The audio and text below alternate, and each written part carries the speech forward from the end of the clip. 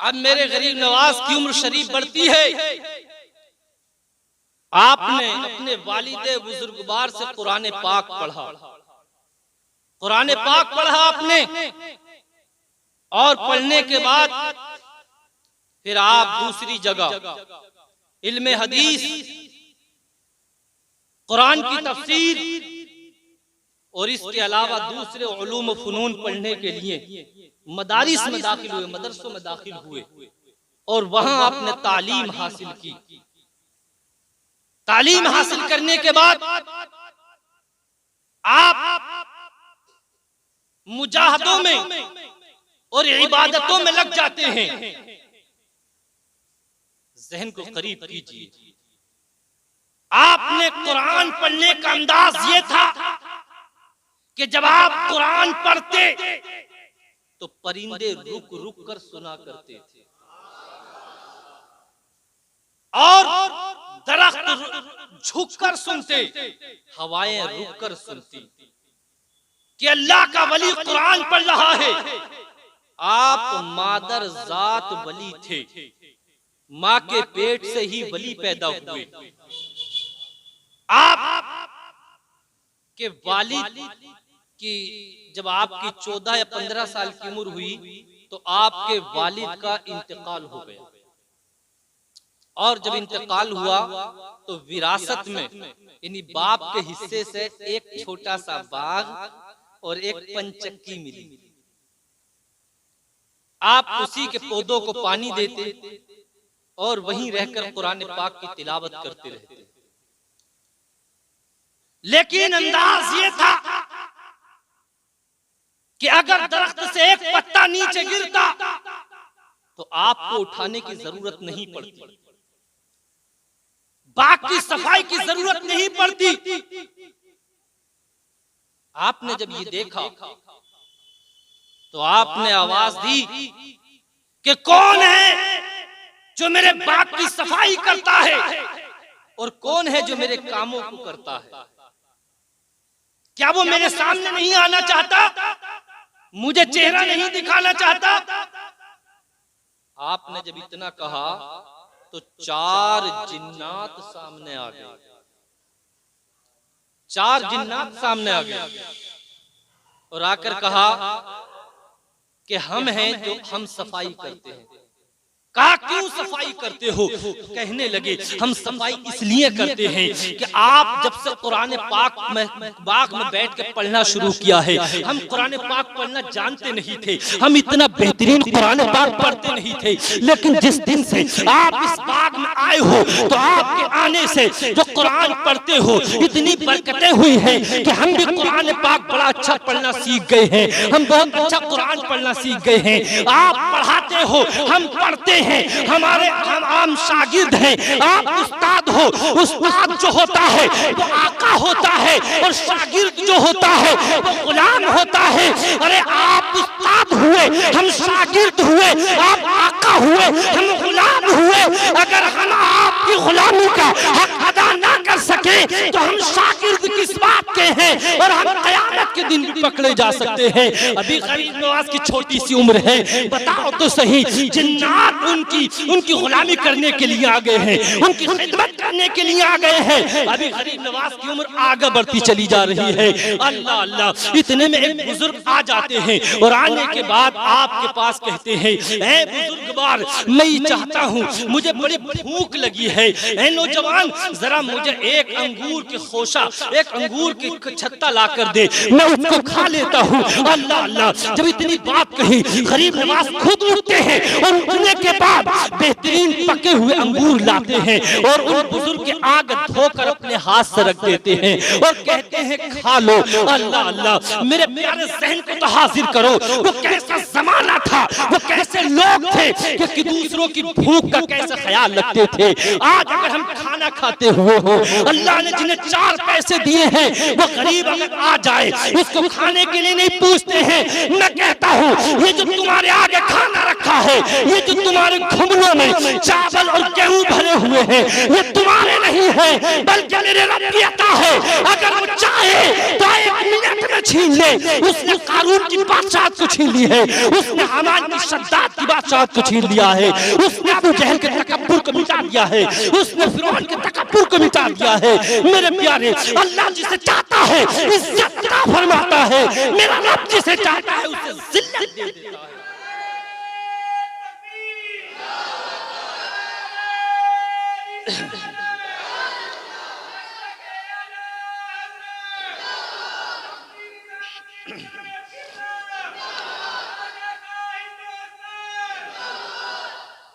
आज आपने देखा कि अल्हम्दुलिल्लाह आज छठी शरीफ का दिन है, आज गरीब नवाज की छठी शरीफ का दिन है। आज मेरे सामने आप लोगों ने ये जलसे का इनेकाद किया है, बहुत से लोगों ने लंगर का इंतजाम किया, किसी ने एक पतीला पकाया, किसी ने 2 पतीले पकाए, किसी ने कुल शरीफ का इंतजाम किया, किसी ने अपनी हैसियत के मुताबिक 10 रुपए का इंतजाम किया, किसी ने 20 दिए, किसी ने 150 दिए, सब ने लेकिन गरीब नवाज की ये मोहब्बत का दम भरा। मैं कहता हूँ गरीब नवाज, क्या आप 2 पतीले वालों की नजरें इनायत करते हो? क्या आप 5 रुपए देने वालों की नजरें इनायत करते हो? गरीब नवाज की तुरबत से आवाज आती है कि निजामुद्दीन, यहाँ 2 पतीले और 4 पतीले नहीं देखे जाते हैं, यहाँ दिल देखा जाता है, यहाँ मोहब्बत देखी जाती है। अगर यहाँ बिलानी में रहने वाला एक गरीब इंसान अगर पानी लेकर फातिहा पढ़ता है और दिल के अंदर मोहब्बत रखता है तो दुनिया के अंदर न सही क़यामत के दिन मेरे साथ वो जन्नत में जाता हुआ नजर आए।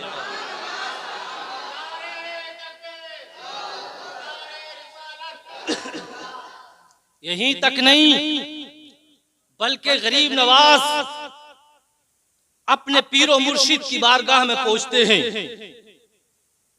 ख्वाजा उस्मान हारूनी, और जब वहां पहुंचे बहुत से मुजाहिदे, बहुत सी इबादत की, आपने आपको बिल्कुल मुकम्मल किया और करने के बाद मक्का शरीफ लेकर गए। वहां से आपको मदीना शरीफ लेकर गए और जब मदीना शरीफ लेकर गए सलाम कराया और सलाम कराने के बाद मेरे आका के रोज़े अनवर से आवाज आई, वालेकुम अस्सलाम या मुईनुद्दीन, तुम पर सलामती हो ऐ मुईनुद्दीन, दीन के मददगार, तुम पर सलामती हो। मैं यहाँ पूछना चाहता हूँ, आज दुनिया के अंदर एक ऐसी कौम पैदा हो गई है, एक ऐसी बरादरी पैदा हो गई है जिन्होंने लिखा अपनी किताबों के अंदर कि नबी मरकर मिट्टी में मिल गए हैं। उनके मानने वालों ने माना, उनके कहने वालों ने कहा कि नबी मरकर मिट्टी में मिल गए हैं। मैं पूछना चाहता हूँ कि जो मरकर मिट्टी में मिल गया हो वो क्या जवाब दे सकता है? क्या वो सलाम का जवाब दे सकता है? क्या उसको रोज़े अनवर से आवाज आ सकती है? क्या उसकी कब्र अनवर से आवाज आ सकती है? मैं कहता हूँ तुम भी मरकर मिट्टी में मिल जाओगे। तुम जिस नबी को मानते हो, तुम जिसे मानते हो, तुम्हारे मरे होंगे। अल्हम्दुलिल्लाह, हम जिस नबी को मानते हैं, जिस नबी का कलमा पढ़ते हैं, वो नबी कल भी जिंदा थे, आज भी जिंदा है, क़यामत तक जिंदा रहेंगे। और यही तक नहीं बल्कि सरकार आला हज़रत की ज़बान में कहो तो हक वही है, तू जिंदा है वल्लाह, तू जिंदा है वल्लाह, तू जिंदा है वल्लाह, मेरे चश्मे आलम से छुप जाने वाले। और यही तक नहीं बल्कि मेरे सरकार की बारगाह तो वो है कि जहां से जिसने अगर अपने दामन को फैलाया, सरकारी गरीब नवाज ने अपने दामन को फैला दिया। ए मेरे सरकार, आपने अबू बकर को दिया है, आपने हजरत उमर को दिया है, आपने हजरत उस्मान गनी को दिया है, आपने हजरत अली को दिया है, आपने हजरत अबू जर गिफारी को दिया है, आपने हजरत अबू जर को दिया है, आपने इमाम हसन को दिया है, आपने इमाम हुसैन को दिया है, आपने अली को दिया है, आपने हजरत अब्बास को दिया है, आपने बहुत सारे सहाबा इकराम को दिया है। आज आपका नवासा मोइनुद्दीन आपकी बारगाह में आ गया है। आप मुझे क्या देते हो? मेरे सरकार की तरफ से आवाज आती है, मोइनुद्दीन तुझको हिंदुस्तान अता किया जाता है। जब आ जा हिंदुस्तान जा और जाने के बाद अपने नाना के दीन को आम कर दे।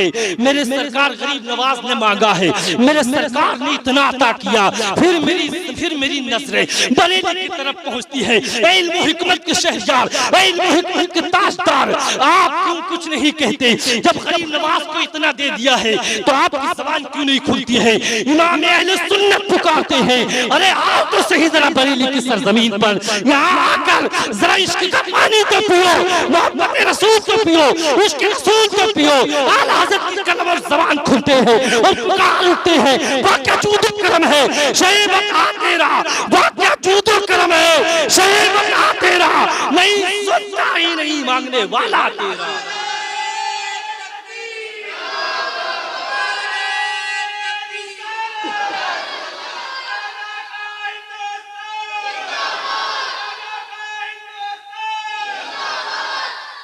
अब यहीं तक नहीं, बल्कि मेरे प्यारे करीब करो जहन में, मेरे प्यारे जहन करीब करो। मेरे सरकार देते कितना है? जब गरीब नवाज को हिंदुस्तान अता कर दिया है मेरे प्यारे, अब हिंदुस्तान अता किया, गरीब नवाज आका के रोजे के सामने बैठ गए और अर्ज करने लगे, ऐ मेरे आका, मैं हिंदुस्तान कभी गया नहीं हूँ, मैंने हिंदुस्तान के रास्ते देखे नहीं है, बहुत पहाड़ियां पार करके जानी है, समंदरों के रास्ते पार करके जानी है। ऐ मेरे सरकार जरा ये तो बताओ, मैं पूछूंगा कैसे? मेरे आका कहते हैं जरा सी देर के लिए आंखों को बंद कर लो। हजरत गरीब नवाज ने अपनी आंखों को बंद करा, सारे रास्ते गरीब नवाज के सामने हाजिर कर दिए हैं, हिंदुस्तान के नक्शे को गरीब नवाज के सामने पेश कर दिया गया है।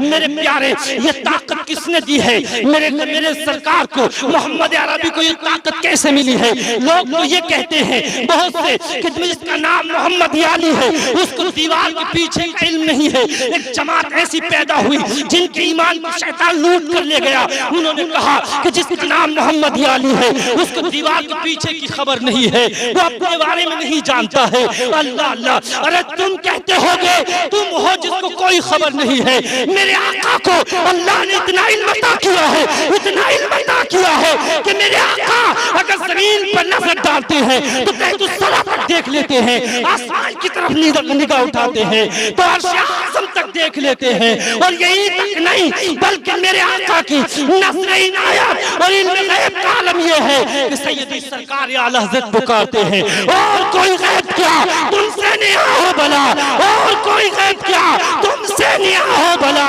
जब खुदा ही ना छुपा तुम पे करोड़ों।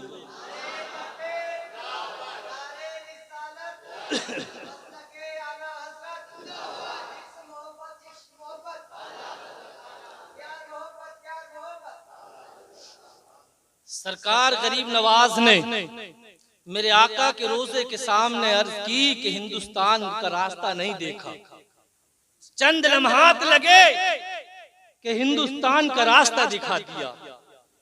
हमें यकीन है कि हम बिलारी की सरजमीन पर मदरसा इस्लाम मुस्लिमीन के अंदर बैठे हैं, तो ना हम गरीब नवाज से दूर हैं और ना मदीने वाले आका से दूर हैं।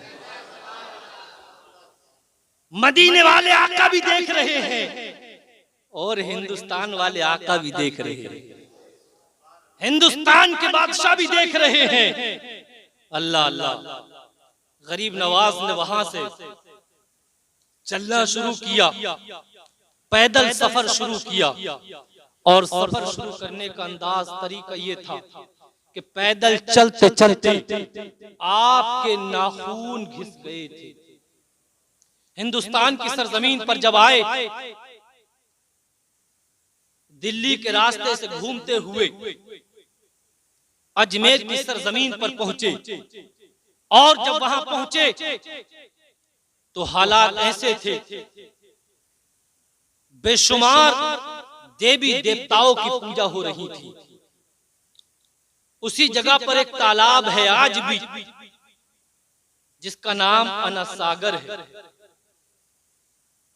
हिंदुस्तान के राजा, फकीराना लिबास है, सर पे सुन्नत रसूल साफा सजा हुआ है, सुन्नत के मुताबिक लिबास है। एक फकीर चंद लोगों को लेकर एक छोटी सी जमात अजमेर की सरजमीन पर पहुंची। जब अजमेर की सरजमीन पर छोटी सी जमात पहुंची, वुजू किया, लोग देख रहे हैं ये क्या हो रहा है।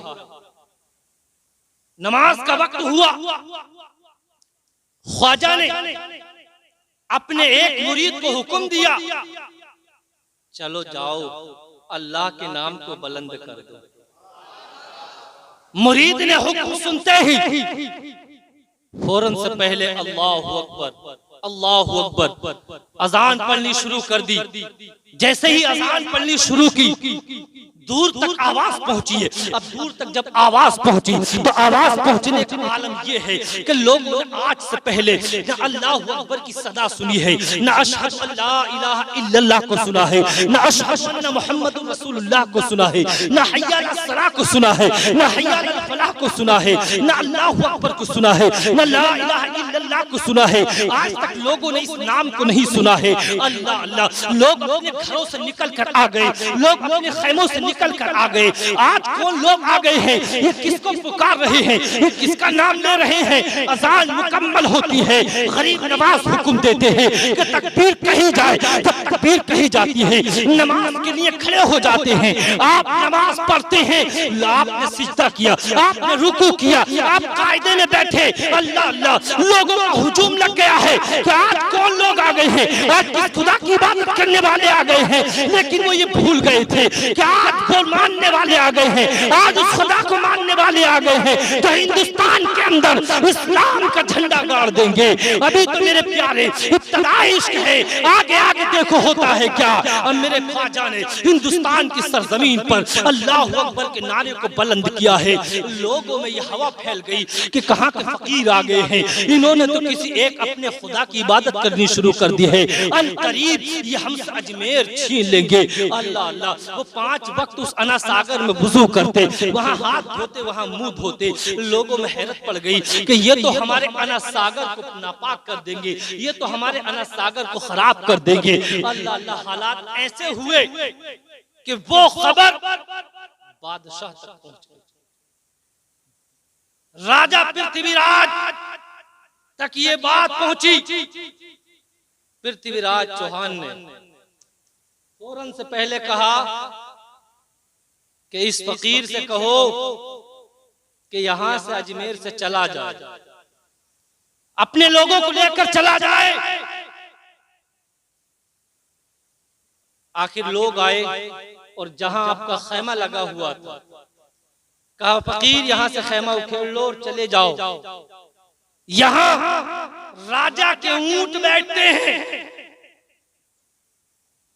ख्वाजा ने कहा भाई छोटा सा खैमा लगा हुआ है, इतने में क्या ऊंट बैठेंगे, और कहीं बिठा लो, बहुत सारा मैदान पड़ा है। कहा नहीं, यहीं बैठेंगे। उन्हें तो ख्वाजा का खैमा हटाना था, इसलिए कि जिसके दिल में बहस पड़ जाए उसे कहा फिर इधर या उधर अच्छा लगता है। वो तो ये चाहता है कि यहाँ से निकले। वो ये चाह रहे थे कि ख्वाजा का यहाँ से खैमा उखड़े और यहाँ से ये फकीर निकले। आखिर कई बार कहा, ख्वाजा ने मानी और अपना खैमा उखेड़ लिया। कहा ऊंट बिठा रहे हो ना, जब बिठा रहे हो तो बैठे ही रहेंगे।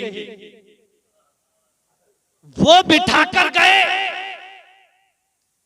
अब जब शाम को बिठा कर गए, सुबह को उठाने के लिए आए। बहुत उठाते हैं,